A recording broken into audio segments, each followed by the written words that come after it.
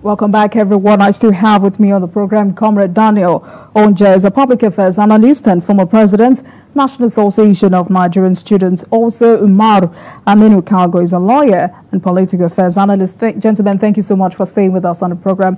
Comrade Onjeh, let me allow you finish with your line of thought. Before we went on that break, you were saying all the presidential candidates promised or said they were going to remove subsidy. Yes, that's a fact. But also, some Nigerians are saying if only President Tinubu had been very vocal about how bad the situation was when he assumed office, perhaps Nigerians would have understood better. Mr. President didn't need to be vocal about the situation he met on ground because we are all aware of it. Most Nigerians were aware of it. And the only way we could rescue our economy was to remove the fuel subsidy. We had a situation where only few individuals were milking the nation or were benefiting at the expense of the majority of Nigerians. And that was why it became necessary to remove the fuel subsidy so that the monies that will be saved from there can be channeled into other areas of our life, you know, in terms of advancing our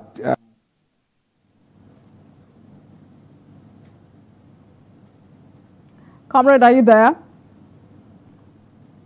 All right. Mr. Kalgo, let me come to you. So what is your impression about the 15th Charter of Demands made by the organizers of this protest? So let me also quote the Arewa Consultative Forum. The forum says the current existential challenges that Nigerians live with are dire, made more glaring by the insensitive and ostentatious lifestyles and attitudes of Nigerians' elected representatives and other public officials, which has resulted in palpable despair and widespread anger for ordinary citizens. So this is otherwise a reiteration of the call for us to cut the cost of governance. Where does government start from? Cutting the cost of government is a good idea, especially when the country is faced with such a position. And it's a global trend, I would say, but the way it is faced down in our countries, particularly African countries, that we rely in importation of most of our goods, is really dire. But I want to say, as Nigerians, there's no denial to the fact that our number one public enemy is corruption. We cannot take our eye from corruption. And when I say corruption here, whether a corruption that we deem to be official or what have you, because in the way that people are saying that at times the payments or what have you that are there for the legislatures of the level it is. So I'm just trying to say that the hope for this country is for us to live as patriotic Nigerians with the good ideals. And the youth also who hold the future of this country must come to terms with that, so that we know that the problem of our country is partly all on us with regard to our patriotism and good ideals and morals that can build a nation. Until we get it right on that, I think these wide allegations of system of government, existential threats and what have you won't go away. So I encourage the youths to know that we have to live with the good morals of building a nation of patriotism. And we see how the government should not take its eye on the issue of corruption. Not a single, I believe. That's because even with the current situation, all the laudable things the government is doing will not trickle down. You can see the better edu issue, and a lot of things can happen. So I'm just trying to say, let's live up to it as citizens. The trade blames will not do. I think it's about looking at the reality. So this is the much I would say when it comes to the issue of governance. All right, Comrade Onjeh. So, let me also direct that question to you. What's your impression about the 15th Charter of Demands by the organizers of the protest? Well, the demands for me are unrealistic. You can't be asking a president who emerged through a constitutional process to resign, and you can't be calling for a reversal of the fuel subsidy removal policy. I would rather encourage the protesters to concentrate on demanding accountability from the monies that have been saved from the removal of fuel subsidy, and to know what they are being channeled into. And also, we have a ray of hope. Mr. President, knowing the hardship which accompanies or attends this policy of fuel subsidy removal, had tried over time to provide funds for palliative. That is why I'm also of the opinion that the protest, even though it is rightfully conceived, but directed at the wrong person or the wrong arm or seat of government. Because Mr. President haven't given funds to the state governors. What else is expected of him in terms of cushioning the effects of this policy? Some of the governors misdirected the funds and also embarked on a misplaced priority. And that is why the impacts of these funds were not felt. Mr. President took further steps, having realized that there's absence of governance at the grassroots, at the rural areas. Mr. President pursued a suit that eventually granted financial autonomy to the 777 local governments in the country. And even now in the National Assembly, the process is on to also grant political independence to the local government, so that you can have the local government electoral commission that will be conducting elections into position and offices at the local government. For me, the protest that was worth embarking on, and the cause that was worth even dying for by Nigerians, ought to have been the pursuit for the local government autonomy.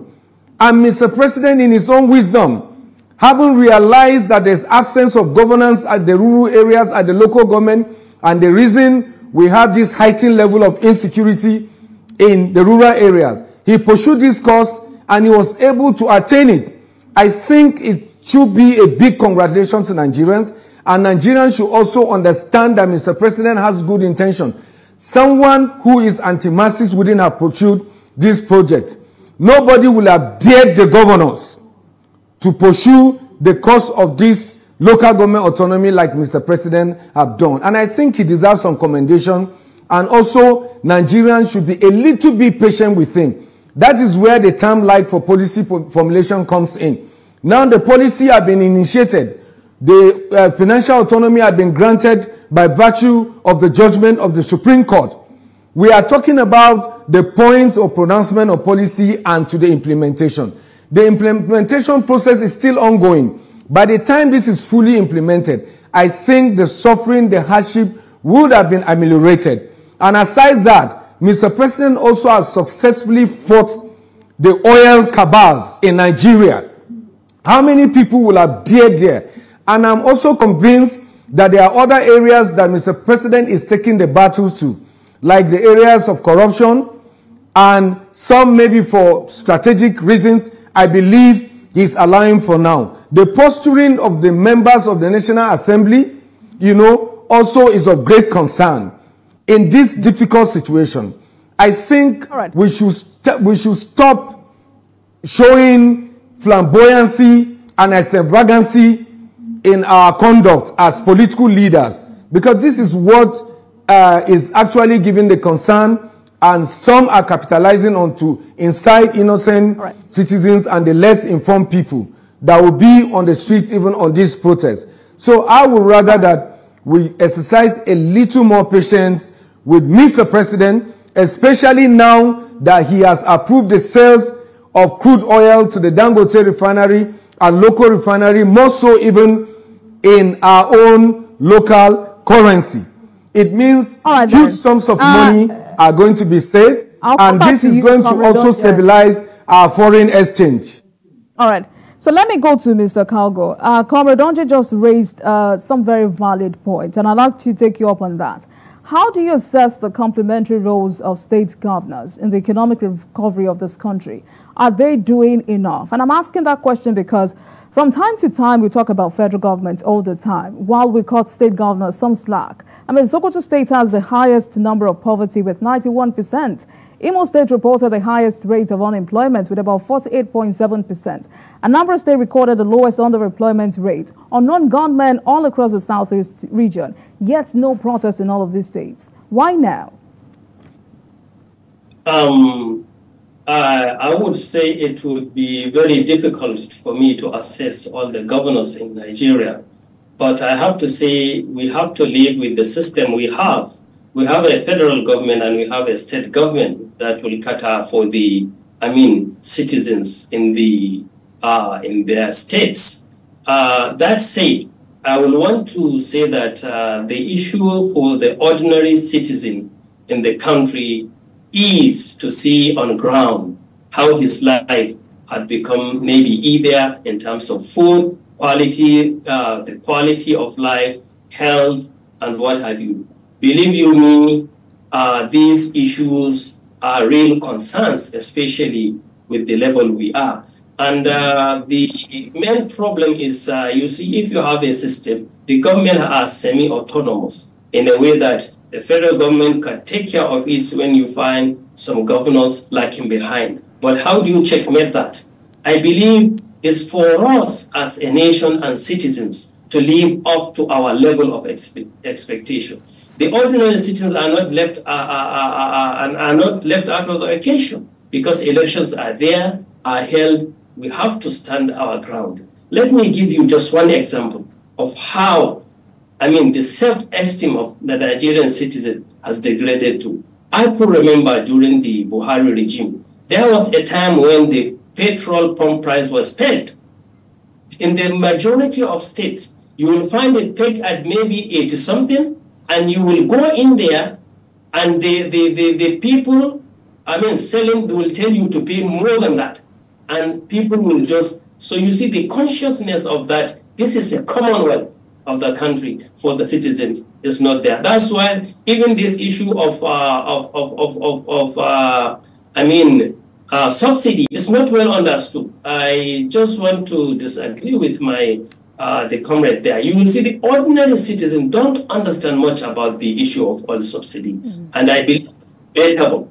It's debatable. So I think the state governors too is now for the president to do all he could to encourage the state governments to be up to it. But the issue of this independence to local government, I think, is a very ingenious way in achieving that. Because now, local level, I think people will easily relate to the local government chairman in trying to see things are done. I think if time goes, we will see government coming closer to the community, and it will be easier for the community to checkmate those political leaders that are so closer to the grassroots. To them. All right. So, Mr. Kalgo, let me stay with you before I go back to Comrade Onjeh. One of the demands of the protesters is end banditry, terrorism, and violent crimes, reforms of security agencies to stop continuous human rights violations and duplication of security agencies, and enhance the physical security of Nigerian citizens.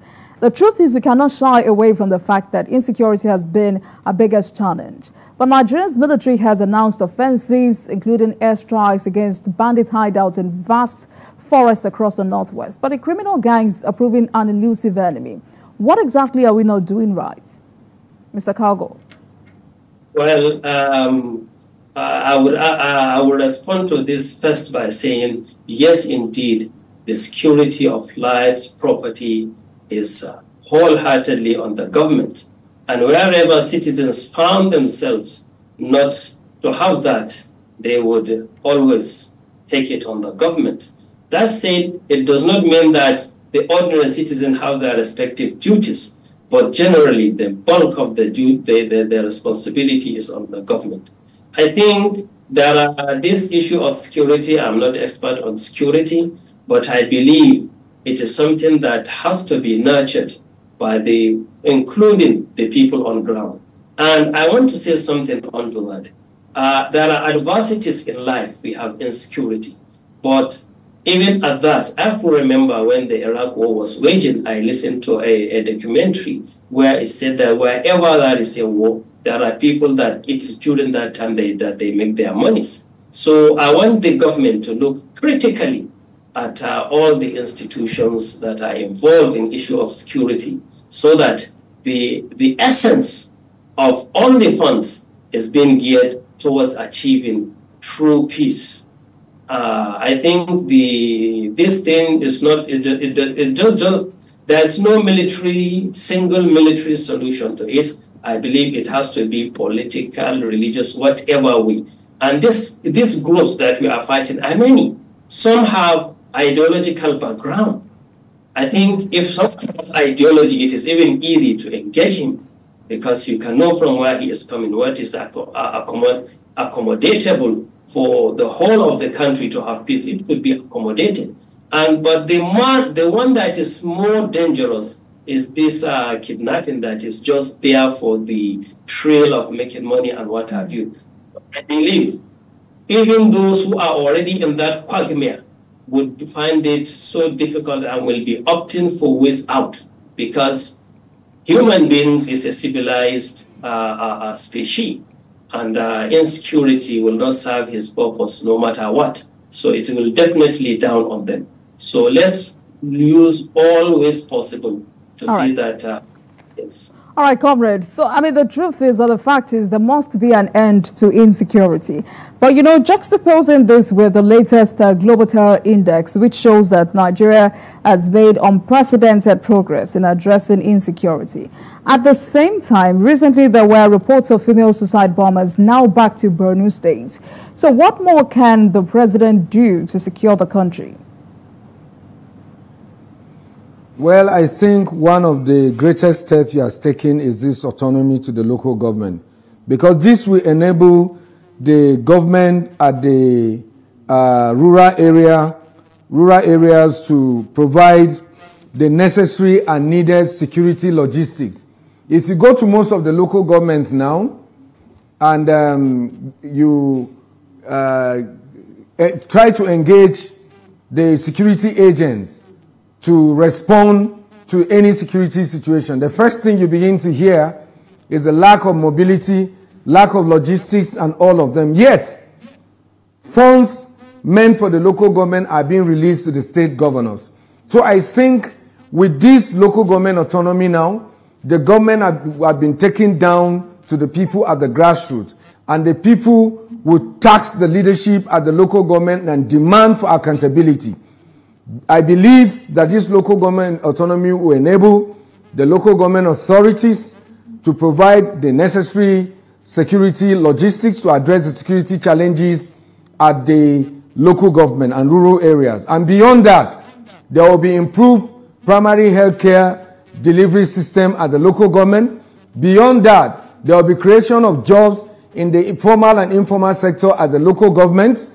This is because funds will be available to these local government authorities to open up space at the rural areas, advance infrastructure and development. And by so doing, development will have gotten to the hideouts of these criminal elements, and that would displace them from the environment. All we need to do is to stir up activity. By the time the citizens begin to feel they have high stake in the governance at their local government, they will be the one to protect their immediate environment, because the resources will be there for them to do that. And beyond that also, we need to commend our military and the security agencies, because indeed they've done so much in the last 1 year of this administration to give us this breather.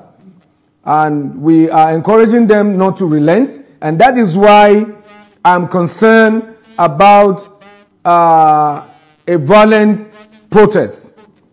Because if we overstretch our security architecture or apparatus, it is the bandits and terrorists are known to capitalize on the differences and division of citizens to unleash mayhem. Let's not lose sight of their existence in our country. Because if you overwhelm our security, it means we are giving way to... Let me ask you this question. We're winding down. Do you think the Bola Tinubu government needs to change its tactics, especially or specifically with efforts at meeting the needs of vulnerable Nigerians? For instance, federal government sends truck of rice to states through governors or bureaucrats. If these things have been getting to vulnerable Nigerians, we may not be where we are today. What do you think? Well, while the federal government is doing its best to send these relief materials as palliative to the vulnerable Nigerians, the challenge that we have is the problem of corruption. I remember December last year when these provisions were made, a particular House of Rep member from Edo State came out in a very viral video to showcase what had been given by the federal government. But not all of the House of Rep members or senators declared what was given by the federal government. There were a lot of diversions. And I believe that was the height of callousness. Because while the citizens are complaining about the bogus salaries and allowances of the lawmakers, so, comrade, it is enough to maintain that, question. You know, and Comrade, give to the people what is theirs. This is my question. So it's still the challenge of corruption. I hear that, and corruption didn't start today. And if we sit down today and start talking about corruption, we will be here for the next 1 hour. So corruption is there. But I'm asking, do you think the Bola Tinubu government needs to change its tactics, especially with efforts at meeting the needs of vulnerable Nigerians? If what the government has, if the tactic the government have been using before now has not worked, do you think this government should change that? I think the government should change the approach. Because most of these relief materials that are given never get to the targeted people, the vulnerable people eventually. Now that virtually everybody is registered and we all have our NIN numbers, I think the government should deploy technology and science. Let the government create a platform where citizens that are vulnerable can apply, and these relief materials can be delivered to them directly, or they will be aware, they are able to track what is meant for them. And if these relief materials are released, they should be able to publish names of beneficiaries for transparency, so that the entire nation will know exactly where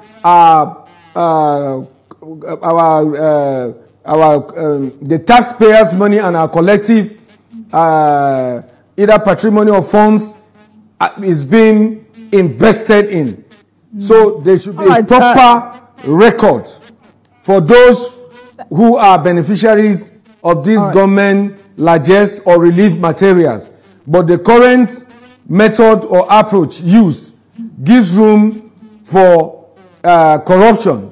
It mostly doesn't get to them. And I want to also use this opportunity to call on the youth of the country to take advantage, particularly the student, of the student loan amidst this hardship which the federal government has provided.